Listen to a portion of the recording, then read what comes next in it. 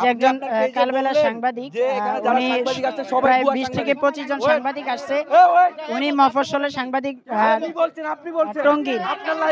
উনি এসে হচ্ছে সব সাংবাদিকদেরকে হচ্ছে ভুয়া বলছিল। দেন হচ্ছে উনি সাংবাদিকদেরকে বলতেছে স্থানীয় সন্ত্রাসীদেরকে যে তাদেরকে সবাইকে গাড়িতে তোলেন, এই ধরনের কথা বলে হচ্ছে সব সাংবাদিকদের হচ্ছে।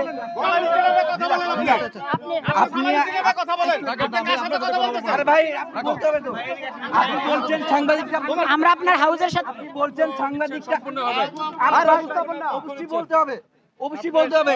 এখন বলেন আপনি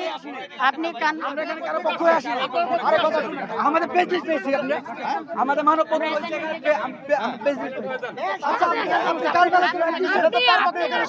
এটা তো তার বক্তব্য। আমাদের কি বলতে একজন কালবেলা সাংবাদিক এইভাবে আমাদেরকে বলে নাই। আপনি কেমনে বলছেন?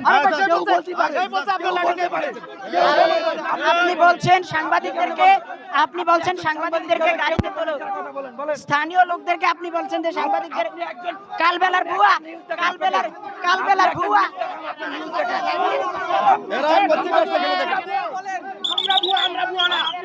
সাংবাদিক টঙ্গীর, গাজীপুর টঙ্গীর।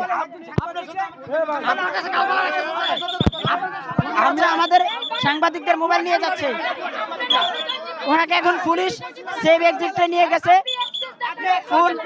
পুলিশ ওনাকে সেভ এক্সিটে নিয়ে গেছে।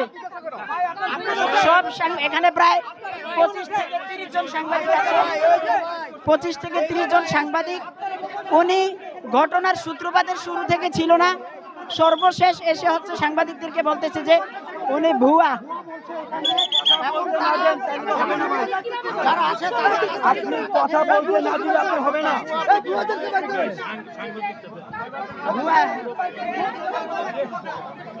এই ভাই ভিতরে যান, ভিতরে যান, এখন ঝামেলা যান না, পরে যান। আমরা কথা বলতেছি দাঁড়ান। আরে ভাই উনি যদি কথা বলতে হয় তাহলে উনি সাংবাদিক কোথায় ছিল? এই মুহূর্তে কালবেলার সেই ভুয়া সাংবাদিক উনি হচ্ছেন এখন পালিয়ে গেছে এবং